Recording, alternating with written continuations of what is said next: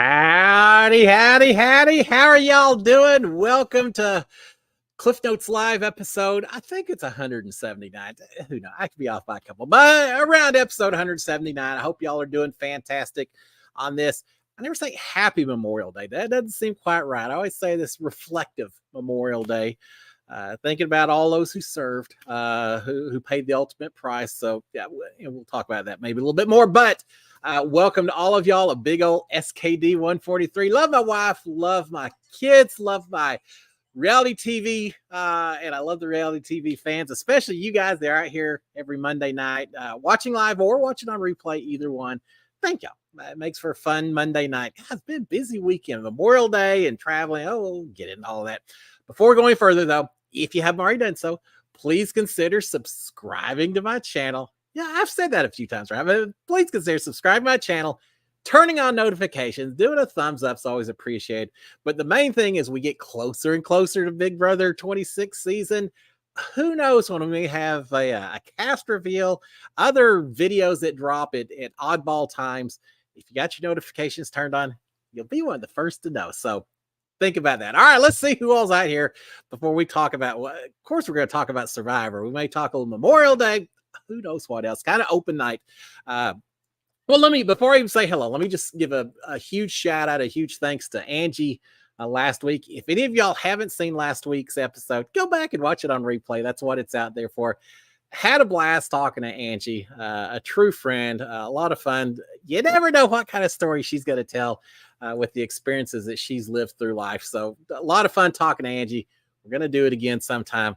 And there's one or two more y'all I want to get on here as well. Well, get a lot of y'all. We're going to be getting to a Big Brother here pretty quick. All right, let's see who's out here on this hot. I don't know where y'all are, but down here in Texas, hot. We're full into summer down here. All right, Kennedy Franklin. Kennedy, how are you doing? Hope you're doing fantastic. Colleen as well. Howdy. Marilyn Sutherland, and she says, hi, everyone. Happy Memorial Day. Thank you to all who have served or still are. Absolutely agree completely. And let me add one more. I'm so thankful for those who've served, who continue to serve. So thankful for the families of those who serve as well. When I was in Big Brother, it was tough on my family in a lot of ways. Me being gone, no communication. It took work on the whole family's part. I can only imagine a soldier who is serving overseas, who is facing difficult situations for their family, the sacrifices they give as well. So thanks to the families and thanks to those served as well. It means a lot being willing to make that kind of sacrifice. And we shouldn't have a special day for it. It should be every single day. But I'm glad we have a day to talk about it. So absolutely, Maryland, I appreciate it. All right, we've also got Jake the Horror Movie Geek. Jake, how are you, sir? Karen Hummer, Karen Loveland, Desiree Watts, Ed Brewer, Ma, how are you doing? I want to talk to you a little bit, Ma, in just a second. Cindy Heyer as well. Hey, Cindy. Maryland, I don't know if I mentioned your name before or not, but howdy, Maryland. Amanda Lowe, Misfire as well. Kendra, Brian Hosteller. Brian, how are you? Brian 51. Love seeing all these names out here. Just gives me a warm fuzzy every time. Anawee as well. Anawee, how are you doing? Bev77. Let's see who else. YTC J Star 1015. It just almost rolls off of my tongue after a while. Lauren Lewis, Colleen White, Garrett White, how are you, sir? And I think and Mark Taylor as well. Mark, how are you? I'm glad to see all of y'all out there enjoying this day, this long weekend as well. And Rosalinda, did I miss you as well? Welcome to you also. And Rachel Carrot, I just saw pop in. And there's Rosalinda. I'm a little behind. Welcome to all of y'all. I didn't have to work today. That's always fun. I mean, it's for an important, solemn occasion. But yeah, long 3-day weekend, which meant that I didn't work today. I actually went up to the Dallas-Fort Worth area. I've got a niece and a nephew who both graduated from high school. So went up, had a huge celebration with them, saw the extended family. Always a nice weekend when I get a chance to see the extended family. So my daughter and son-in-law, my son and my daughter-in-law, my mom, and all kinds of brothers and in-laws and nieces and nephews. And had a lot of fun. We had a blast doing that. Maybe we'll talk about that a little bit more in a second. But what else is going on? We got to talk about Survivor, right? We'll talk about that. Before I go any further, while I'm thinking of it, Ma. Uh, we're let's see, Ma. Yeah, 2 more weeks. There you go. See, we're on the same page. I wanted to double check. I know when your birthday is. We talked about getting you on the show. I'm all up for it if you are. Of course, you may have wild and crazy plans as well. So let me know. Reach out to me. DM me either on Twitter or X. I'm always going to call it Twitter. DM me on Twitter or Instagram, one or the other, Ma. So we can work it out and I can make sure to get links and things like that sent to you. But yeah, I'm looking forward to it. We're going to get Ma on here pretty quick. Celebrate a birthday as well. All right. Miss Fire is saying, that's my hometown in your background pick. One of my relatives is buried there. Well, that saying that's cool doesn't sound right. But I gotta say, these national cemeteries, incredible. One of the things that I always do, and it's not that I seek it out or anything, but Memorial Day weekend, there's always some channel that has Saving Private Ryan. One of just most impactful movies I've seen. I always watch it when it comes on. I did it again this weekend. It always brings tears to my eyes at the very end when the older gentleman is sitting there looking at all the gravestones. Yeah, it always impacts me. But anyway, these cemeteries are incredible. I went to Washington, D.C. Before and went to Arlington National, where they have the Tomb of the Unknown Soldier. They've got all kinds of special tombs for different groups and all that. But the main thing is the headstones, and they're all exactly the same. You don't have, it doesn't matter if you're a general, if you're a private, you all have the same tombstone at the end of the day, brothers in arms and fighting together and all that. And you just see them going for so long and realize how many people have sacrificed over the years for what we have in this day and age. And I don't want to spend a whole hour getting all somber and all of that and everything, but I do think it's important to think about it every once in a while. And so, yeah, my trip to Washington, D.C., so cool. I enjoyed every bit of it, but especially Arlington National and seeing, getting a chance to reflect.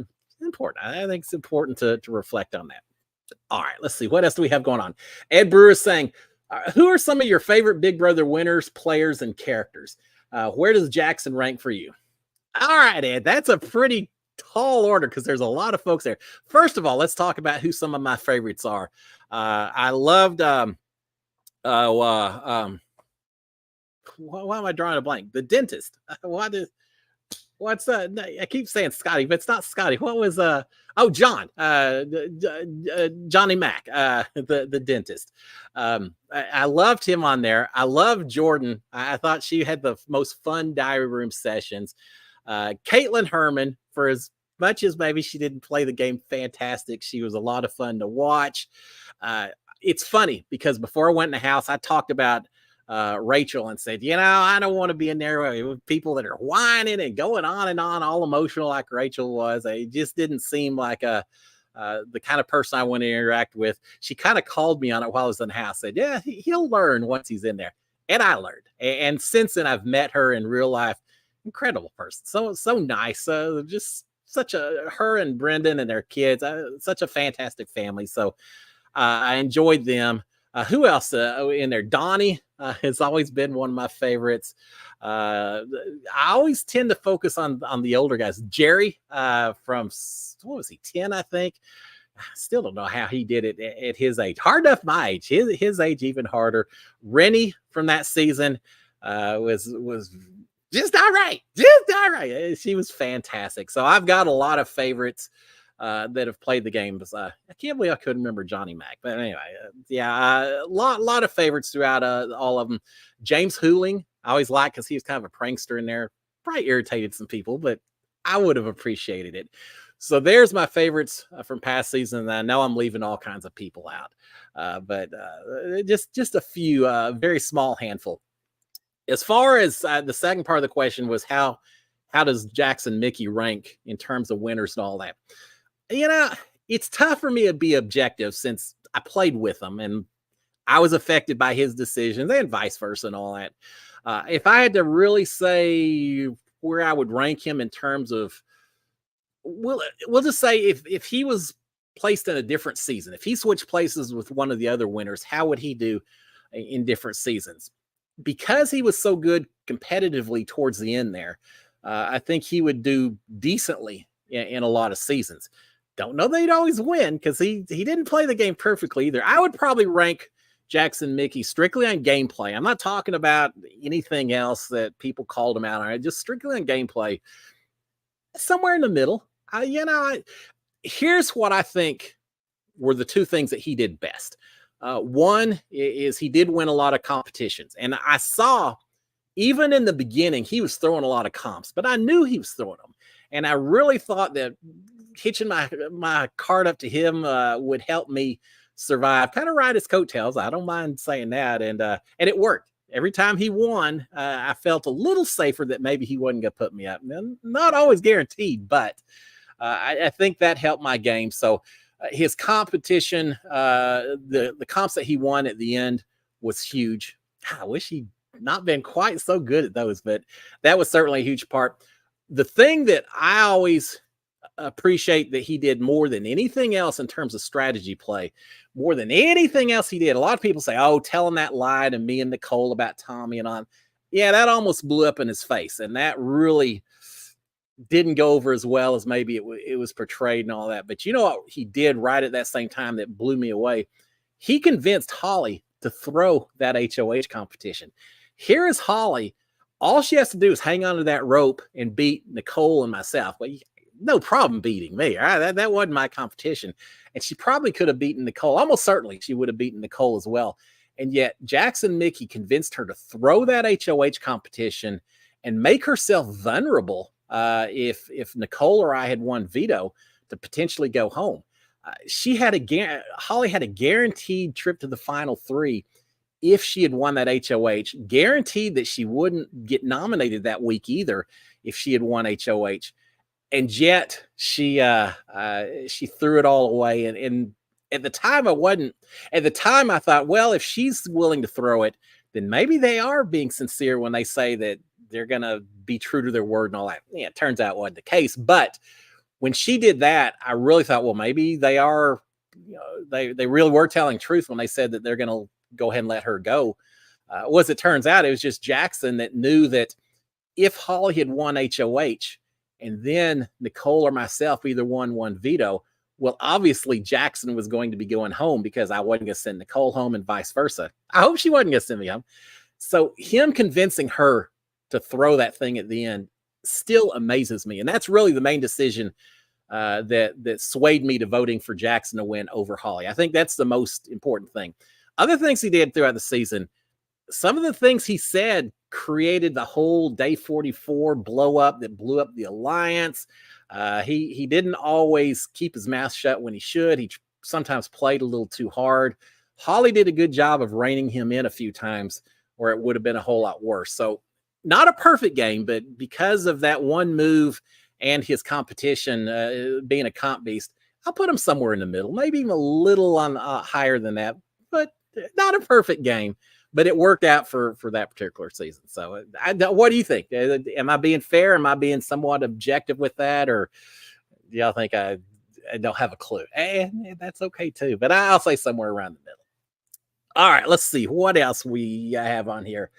Cindy is saying, thoughts on Survivor. Yeah, let's talk about Survivor. And then Ed saying, Kinsey's a fine winner, but Charlie was robbed. All right, we'll talk about that. Rosalinda saying, happy Kinsey won. And I posted a pic of her in my group. She changed her hair color. All right, I haven't seen that, Rosa, so I'll have to go check it out. That whole finale, I'm fine. I'm fine with Kinsey winning. My personal choice maybe would have been Charlie. I think Charlie played a fantastic game, but I thought Kinsey did a good job. She won right there at the end when she needed to. Now, before talking about the winners and all that, what do y'all think about this whole idea of Liz helping Kinsey win that final by going back and grabbing the plank where they had to count how many holes were in it, and basically allowing Kinsey to win that thing? Was it Kinsey or yeah, it was Kinsey. I had to think about that for a second. Yeah, I think that's a good, allowable, should have been allowed.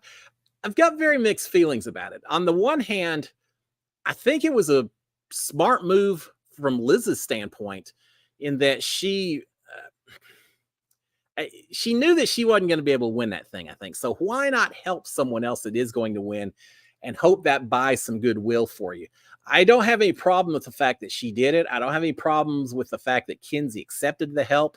It's more about the whole Survivor rules. Should you be allowed to do it? I feel like maybe they crossed a little bit of a line and that she actually, if I recall, and y'all tell me if I'm wrong, but I think she grabbed the plank and carried it back up. And I think touching someone else's game pieces or props or whatever, maybe I wouldn't have allowed that. Maybe I would have said, hey, you can go down there and count. You can do whatever, but you can't touch anyone else's parts of the game, parts of the competition. That may have been where I would have drawn the line, but she helped Kinsey. Kinsey, looking strong there at the end. As far as the final three, Kinsey and Ben and Charlie, I am perfectly fine with that. All right, let's see a couple more questions before we start and get more into it. Mark saying, did they pick the right person to make fire on Survivor? I don't. It's such a weird thing. I'm so used to Big Brother where you just keep working your way down until you finally have your final two. In old school Survivor, you would get down to the final 2 or 3. You didn't have this fire making challenge. It's such a weird situation because on the one hand, you don't want to have to go make fire because there's always a risk that you're going to go home. But sometimes if you choose not to make fire or you don't make it, go to the fire making route, then people suddenly say your game isn't as strong. Wasn't it Charlie that said, someone asked a question, I can't remember which juror, about would you have gone to the fire making if you had a choice? And Charlie saying, yeah, no, I think I've done enough without the fire making challenge. And I agree with Charlie. I think he did plenty. I think he manipulated, he strategized, he stayed on the right side of alliances. He had his ear to the ground. He knew what was going on. I think Charlie played a brilliant game, and I don't think that he should be given demerit, so to speak, because he didn't want to participate in the fire making challenge. I feel like fire making challenge is almost, it's a little bit like college baseball. I've been watching that for the past few weeks, obviously, and well, maybe not obviously, but y'all know I like the game. There's some teams at the very end who have to do really strong in the final tournaments to get that extra little bit to convince the tourney people, let them compete in the final tourney and all that. I feel like that's the way with Survivor. If you don't have a real strong resume, maybe you should want to go into that fire making challenge to just give you that last little oomph to convince the jury that you deserve it. But if you've already got a strong resume, I just don't think that it should be held against you that you choose not to do it. So I'm perfectly fine with Charlie saying that he wouldn't have done it. He would have had no desire to do it. Who knows? It was intense. They really set that thing up with Liz. Oh, she can't do fire. How many ailments does Liz have? And nothing against her. I mean, it's got to be tough. It's tough no matter what to be out there, I'm sure. But then to be allergic to food the way she was and having whatever muscular things that can't hold a flint, she just let's get Liz on Big Brother and see how she does. She just reminds me a little bit of Raven from a few seasons back. She just had a lot of extra challenges that she was having to face. But yeah, they set it up that, it doesn't look like she's going to do anything at all. And then suddenly she gets there and it looks like maybe she's got fire started. And in the end, she didn't. That was the end of it. I got to say, I wasn't real impressed with Kinsey or Liz in terms of fire making. I think other people in other seasons have done it much better. Sharon was getting tired of me because I was watching that thing. I was fully invested. I was watching that thing, a whole thing. Time I said, "Oh, you got to put more tinder on there. You got to put more little sticks." Yeah, it's all they're trying to go too fast, and of course, it's easy to coach from the couch. But I certainly saw a lot of things I would have done differently in fire making. If I ever go on Survivor, I think I would do okay at fire making. I've made a few fires in my life, so yeah, I think I'd do all right. But yeah, it was actually pretty intense watching the two of them. The final three of Charlie and Ben and Kinsey. Absolutely perfect. I'm not surprised that Ben didn't really get any votes. I mean, I think he's a great guy and all that, but I didn't feel like he had nearly the resume that everyone else did. Kenzie, how many of those votes did she get, do y'all think, because of the game she played versus just, I don't know, bitterness towards Charlie, or just Kenzie from a personality, people liking Kenzie because she maybe had been a little bit of an underdog once or twice, or her connections from the very beginning, which is fair enough. I mean, there's no wrong way to vote.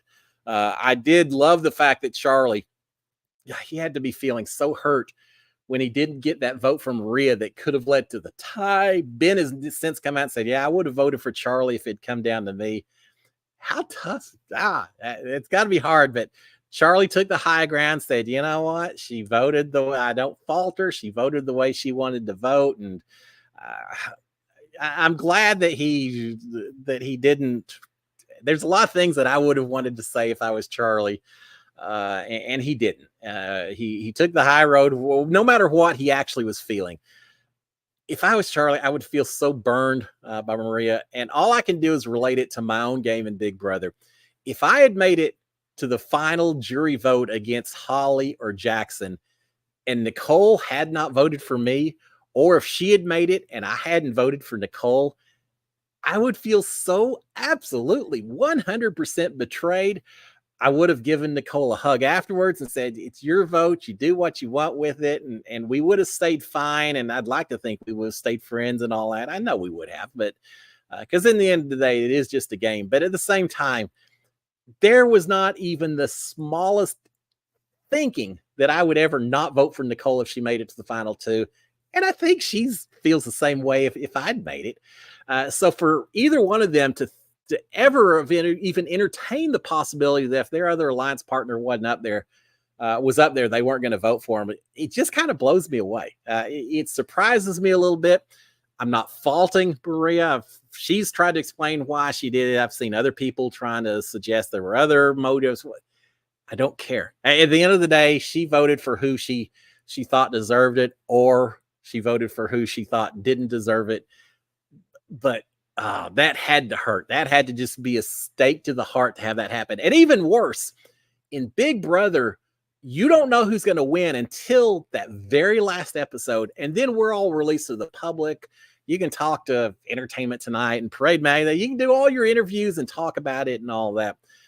Charlie and Maria and Kenzie, all of them, they filmed this so long ago, and they've been sitting there having to sit on this and not tell anyone what's gone on, what the result was.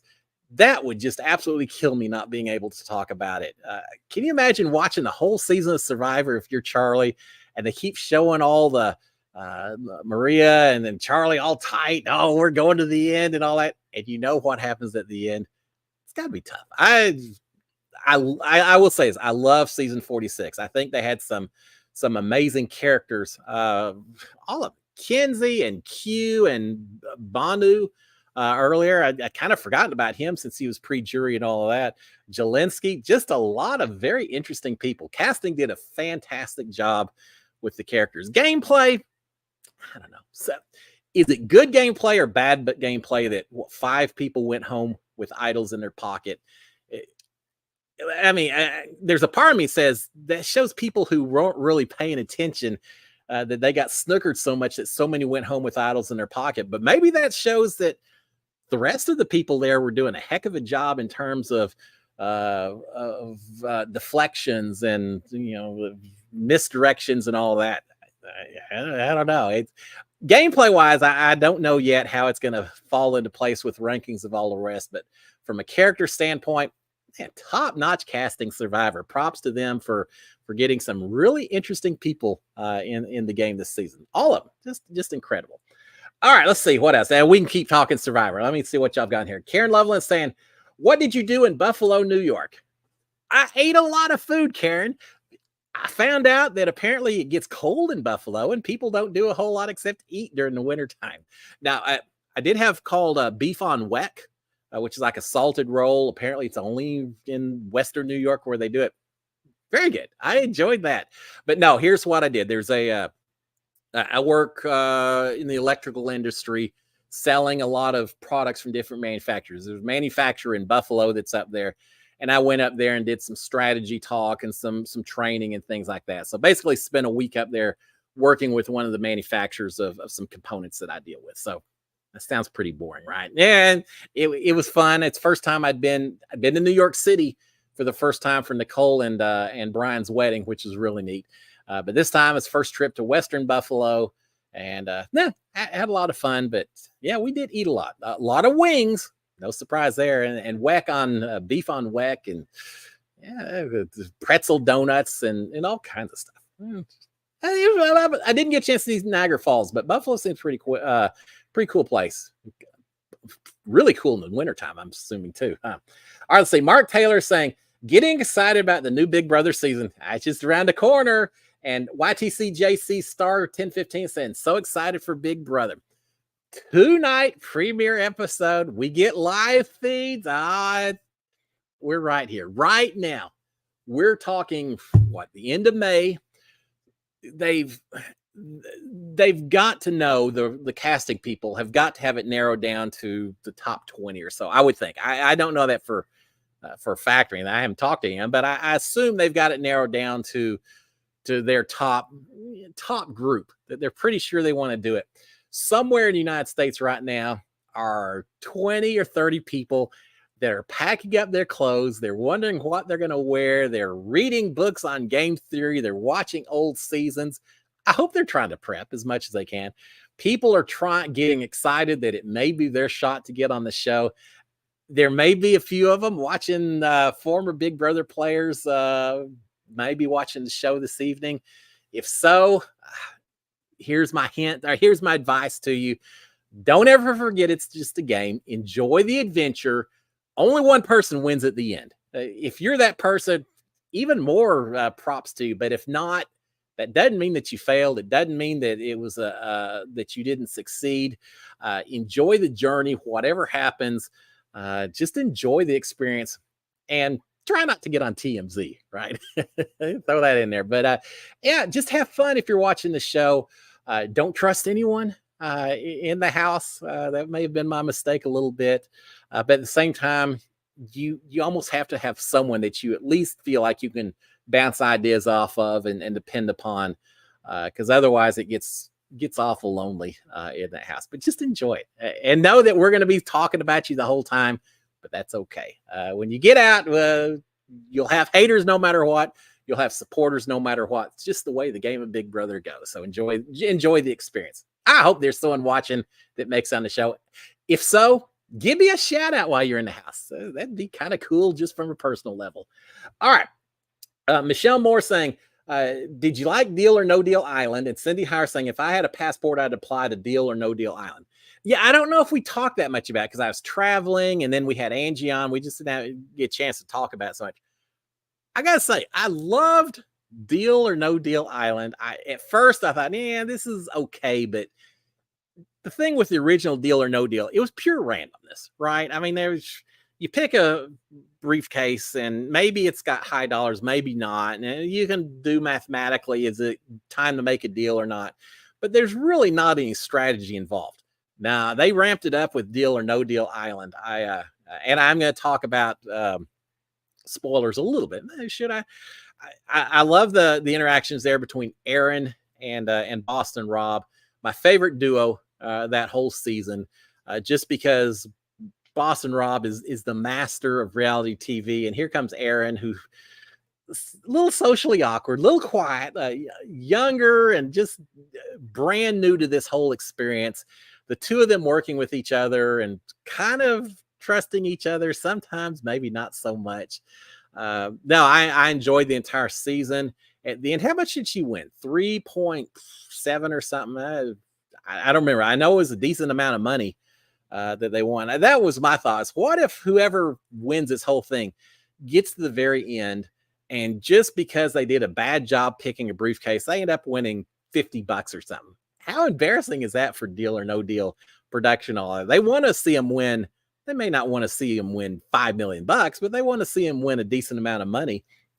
And it worked out fine. Again, I can't remember how much she won, but enough to change lives and all that. I've heard it's been renewed for for season 2. So yeah, Cindy, get your passport, apply. Maybe I'll apply as well, and we'll work together. We can make it work. I thought there was decent strategy play too. The what do they call them, the night owls or whatever. A lot of it wasn't just ladies, but that's who ended up at the end was just the ladies that woohoo and made me think of Orwell. But no, I thought it was a lot of fun, and they didn't take it too seriously, the host and all them, and yet at the same time, people were playing hard the game itself. So yeah, I enjoyed it. I bring on more of those kind of reality TV shows. I'm ready for all of it.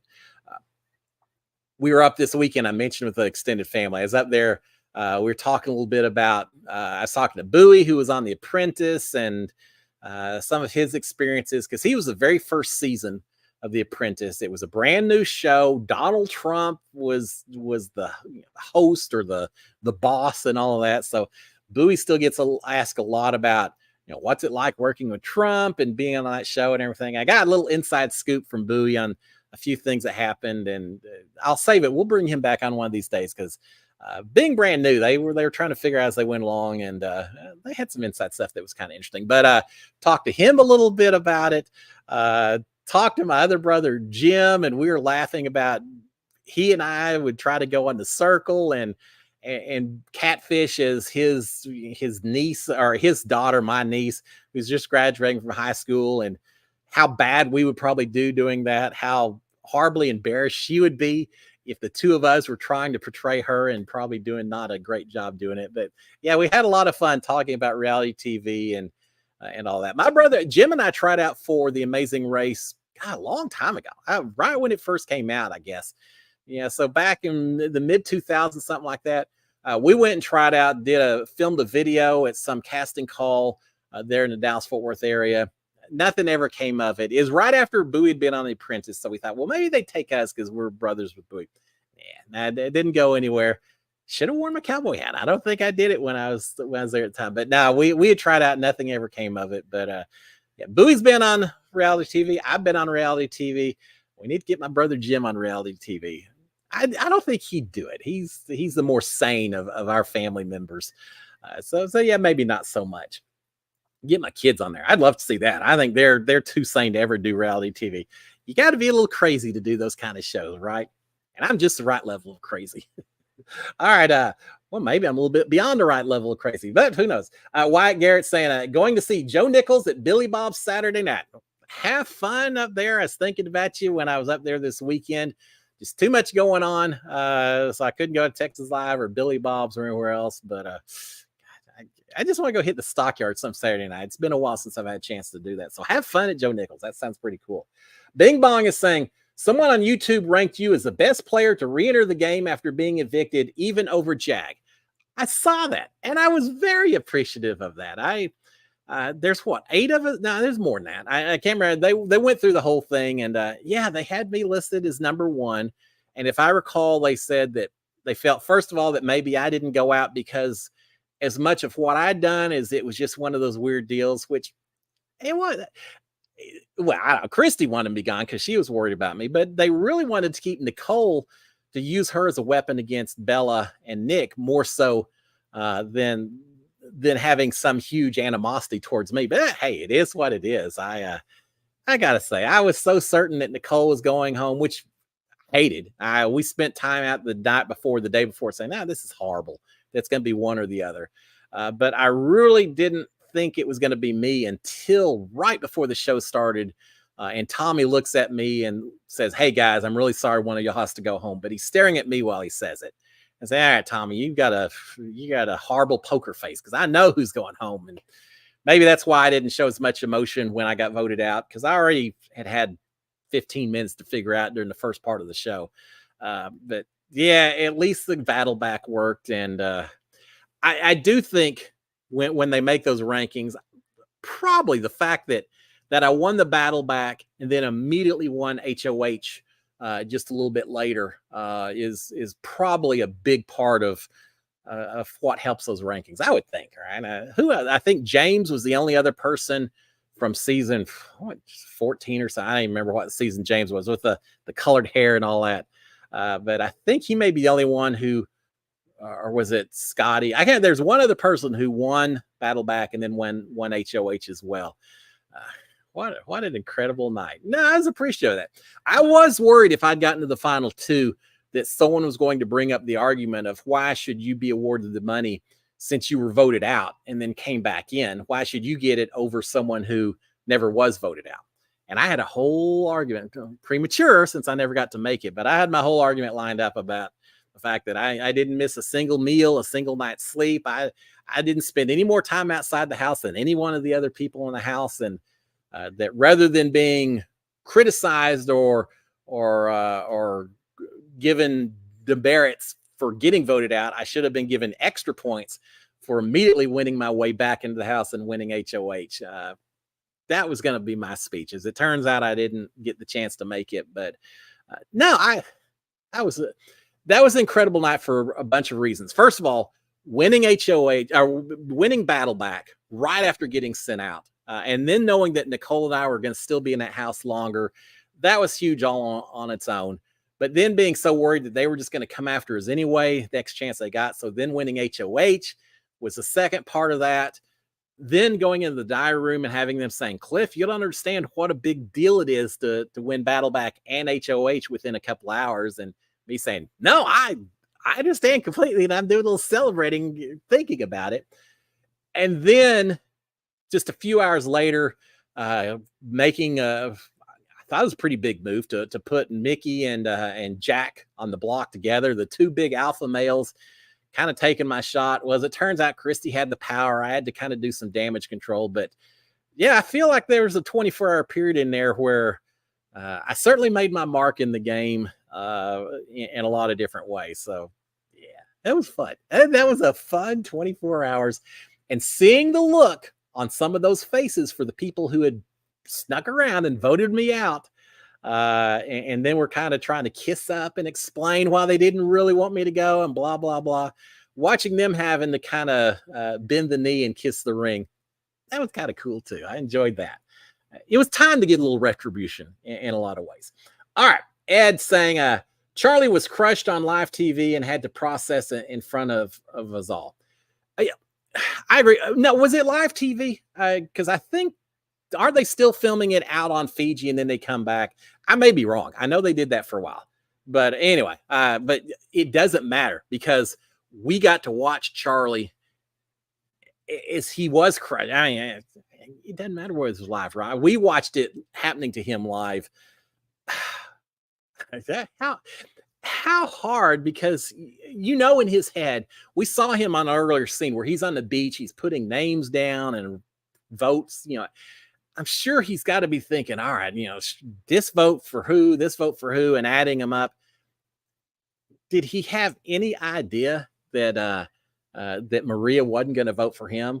Because there's only 8 votes cast, right? So theoretically, if he knows he's got her vote, he only has to get 3 more. I would think he had to think he had the inside odds on winning that thing. And then to lose it 5-3 and wonder what went wrong, who voted, who are the 3 people that voted for me? I'm sure he was sitting there at the time thinking, well, it was, it had to be Maria and 2 other people. And then to find out it wasn't even her. That's hard. I did that when I got voted out 6-4. I came back in. It's like, all right, who voted against me and who was loyal to me? And pretty quickly, Kat and Jessica said, well, Cliff, we both voted to save you. And of course, then I found out that Kat was all in it anyway, but whatever. She did vote to save me. And then it was Nick and Bella. So then it became pretty obvious who the other side was. And that's when we had Mickey and Holly bring me into the storage room and say, oh, we didn't want you to go home. We knew you were going to win that battle back. And that was the best chance to keep you and Nicole both safe. Otherwise, one of y'all would have gone home. And of course, we didn't want that. Liars, pants on fire. And I wanted to call him out at the time, but instead I just said, oh, okay, well, I'm glad that y'all protected us. Yeah, they thought I was a chump at that point in time. But whatever, we'll move on. All right, Ed Brewer saying Jackson was a better than average player. I agree with that. I think so. From a competition standpoint, we had a lot of physical competitions in my season. I truly think if there'd been just a few more mental competitions, a few less physical comps, I would have held my own against Jackson. When we went head to head on mental comps, I did fine against him, but whatever. It was what it was. But he was good on the physical competitions, and he controlled some people. I mean, me included. Now, there's a question about when you got the donkey pulling the cart.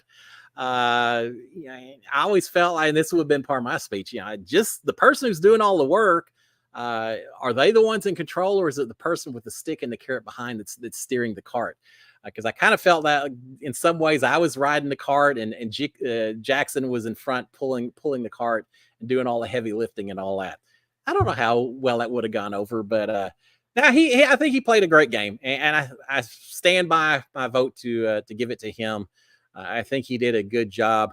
Don't think he'd win every season against all the other people from different seasons as well.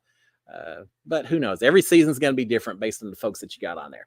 All right, Bing Bong. Hey, Bing Bong, how are you? Saying, would you ever be down to be on Traders? Oh, yeah, in a heartbeat. That would probably be my. People have said the circle, and I just don't think I'd be that well, do that well doing it stuff where I just can't picture me saying, I'm so amazed, guys. Emoji, happy face, Santa. That's not the way that I think in my head. But Traders, where I'm having to go in there and play a role of a faithful when I'm a trader, or try to figure out who the traders are. Yeah, I'd be down for it. I think I'd have a blast doing it. I think I'd have a blast doing it, even if it was just against regular folk, so to speak. People that I didn't know who they were and never been. If I'd never done Big Brother, me just a random person, I think I'd have a blast doing it. But especially if it was another season like we saw, where it's people from all these different reality TV shows. Put me in a castle with Alan Cummings as host, and a couple of Below Deck people in there, because I watch Below Deck. I know all them, and some Below Decks and some Housewives and a few of those folks. Yeah, I'd have a blast. I would have a blast playing the game, getting to interact with all of those people. Win or lose, I would have fun playing the game against all of them. But I think I could do pretty well if I don't say so myself, and I do say so myself. Yeah, I'd have fun doing it. Much better than the circle. So yeah, hey, Netflix, give me a shout, or Peacock. Yeah, and they're probably not gonna call me now because I said Netflix. I think that's on Peacock, but yeah, give me a call. I'm up for the Traders, just to hang out. Alan Cummings was so hilarious as a host. Just fantastic. Hey, maybe let me wear a kilt as well. I got some Scottish heritage. I could wear a kilt. All right. Rosalinda saying, it'd be awesome if they put people in the house who knew nothing about Big Brother and never watched it. Yeah, that could be interesting. Maybe you would see new tactics, new strategies as a result of it. Would you have people that don't understand the concepts of a backdoor, or that play the game so much more emotionally, not realizing that you can't burn bridges, that you got to be careful for on down the road? You could do some fun things with it. Now, if they did that, I'd like to maybe, while they had all new people who didn't have a lot of knowledge about it, I feel like maybe that would be a fun time to change some of the rules that we've gotten so used to as well. Like in Big Brother Canada, the HOH can't compete in the veto competition. Maybe do that with a bunch of newbies as well. That means that you've got a lot more times the veto's being used. That's one less strong person who maybe is going to just keep the votes the same. So you get a little bit more power transitions and all that when you don't do that. Do some things like that. Maybe you have some hidden nominations, or nominating 3 people or 2 HOHs, each nominating person.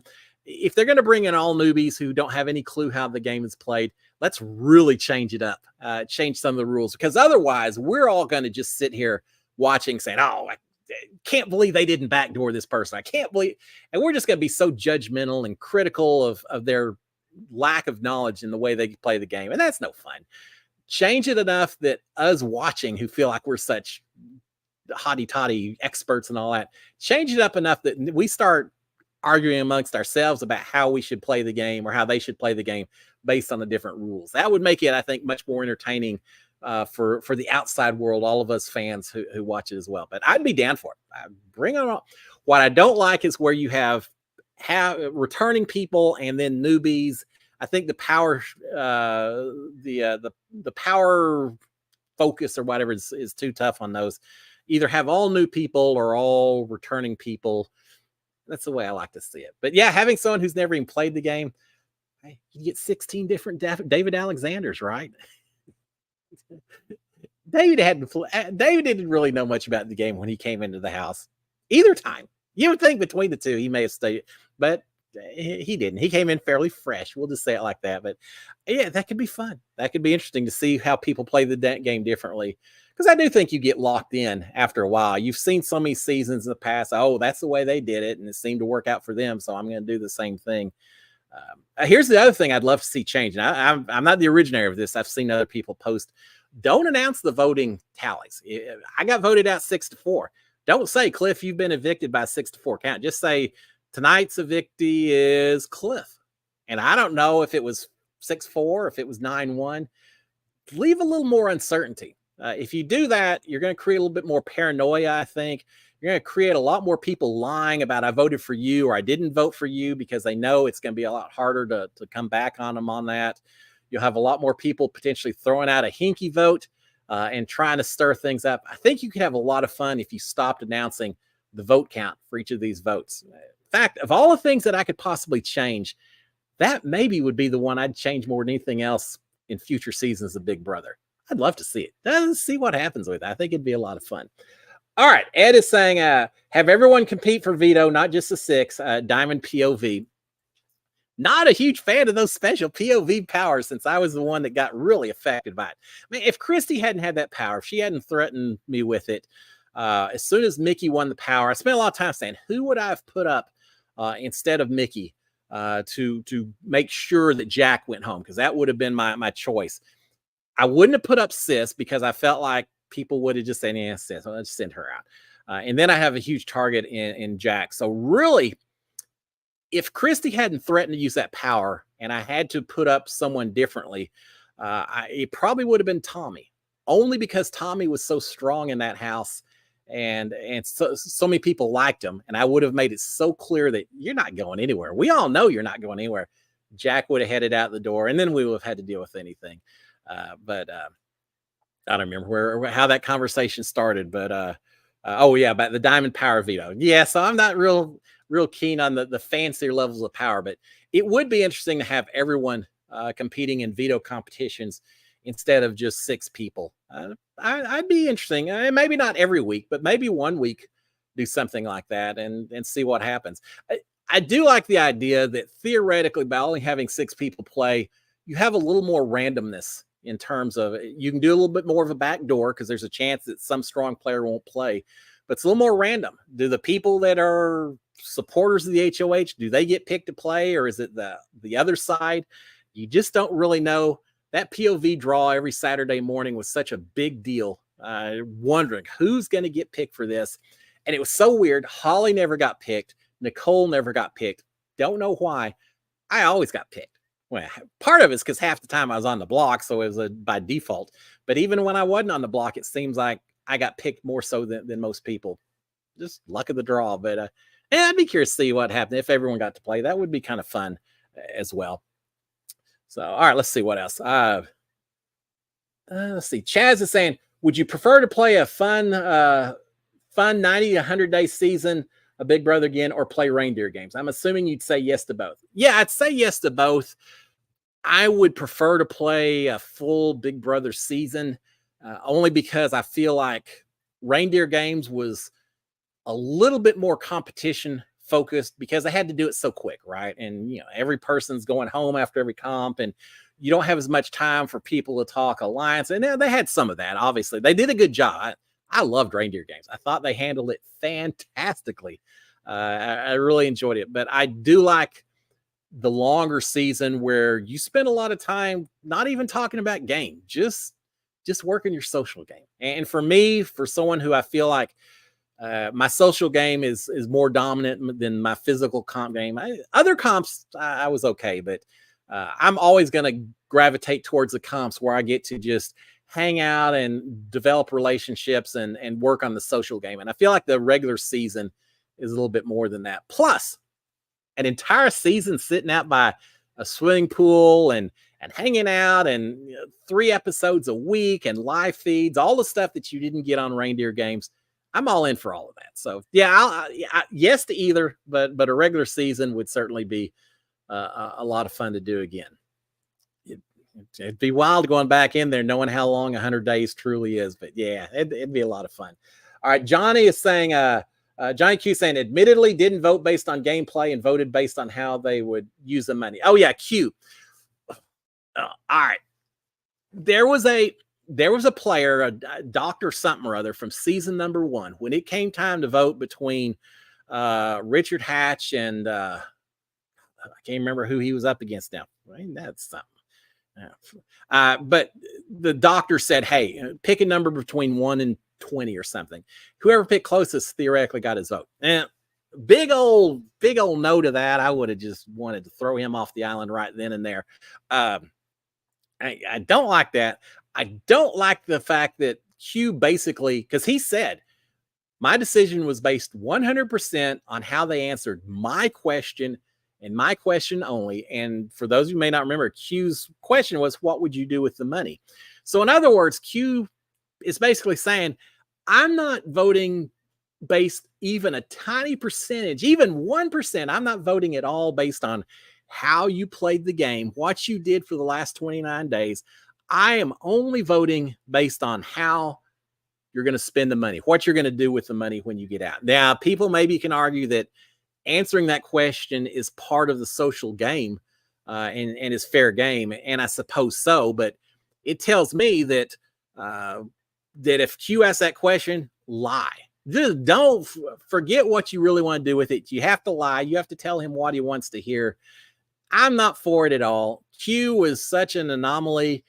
I never knew whether he was an incredible player or an incredibly off player. What's the right word? Incredibly not in sync player. I mean, some of these times where he's saying, I'm ready to go home. I just didn't know what to make of Q. And towards the getting up to the very end of the season, I was ready to have him listed as one of my favorite players because of the chaos that he brought. Q's a big reason why 5 people went home with idols in their pockets, or 4 and Q. So from that standpoint, I was ready to put Q up there in the upper echelon of players just because of the chaos that he brought. But his idea that he's not going to put any merit into how someone played the game makes me send him right to the bottom.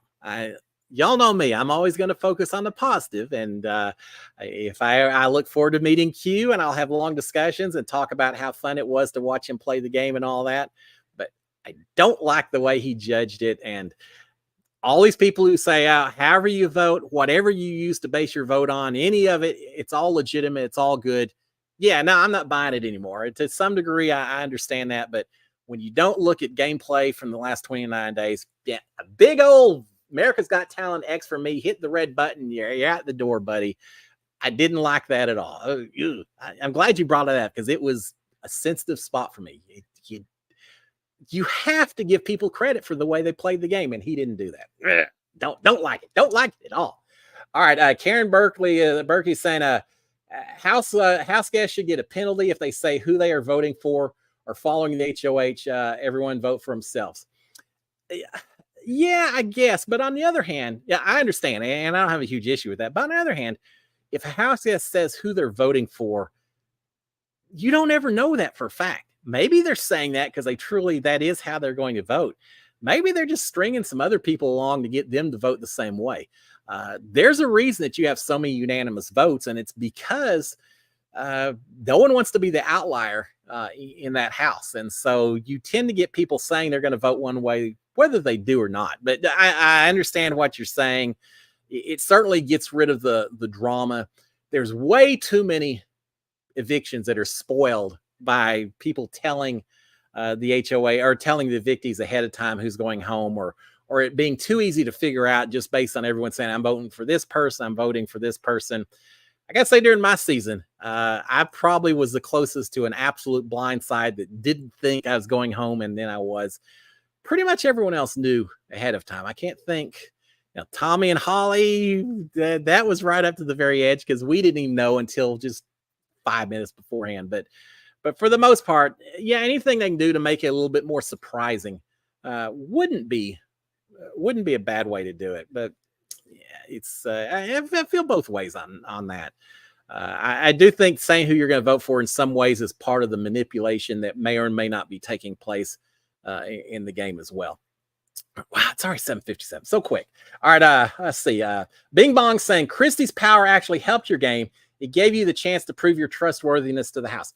Thank you, Bing Bong. I have argued that to a lot of people, and people don't always, I think, appreciate that. People are so focused on the short term. What happened that week? Was it better for my game that Bella went home instead of Jack? No, not really. But I was playing for the long run. I couldn't focus just on that 1 week.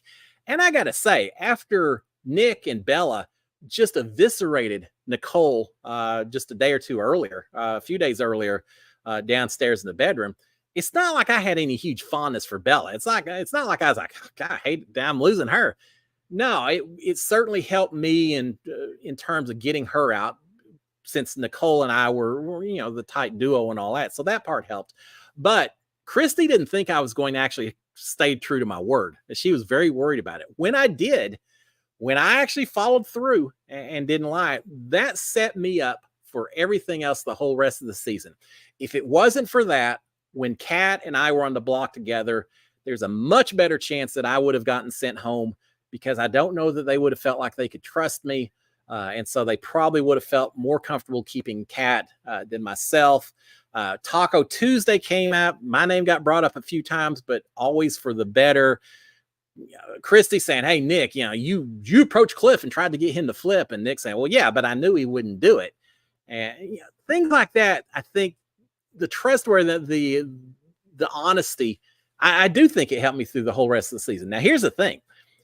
I wasn't being honest and trustworthy because I'm such high moral character. I mean, maybe I'd like to think I am, but within the rules of the game of Big Brother, if I had to cut someone loose, if I had to betray someone, I would have done it at the end. I was ready to get rid of Mickey if we had won that last veto, Nicole or myself. But I just didn't really find the opportunity to do it. And I do think it benefited me. Bing Bong, I appreciate you saying that. Thank you so much. All right, it's 7:59. I think we're pretty much, is there anything else real quick that we can do? Misfire saying, why didn't anyone use their idol this season? I don't know. Were they that cocky, arrogant, comfortable, swayed by Q and his off the wall stuff? I don't know. There's a lot of people going home with an idol in your pocket, going home with that.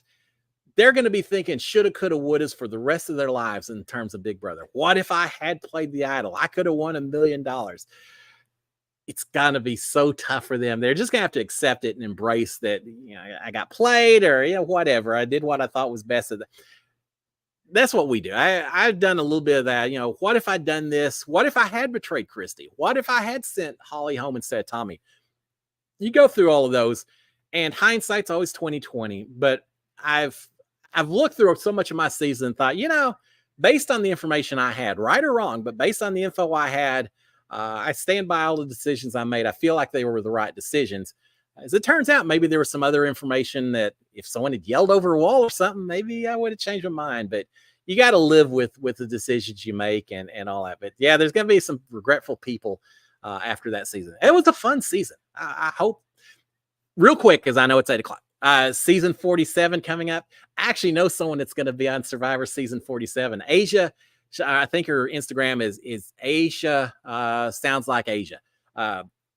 She's a podcaster for Rob Has a Podcast. She's based here in Houston. I've met her at several different meet and greets and viewing parties and all that.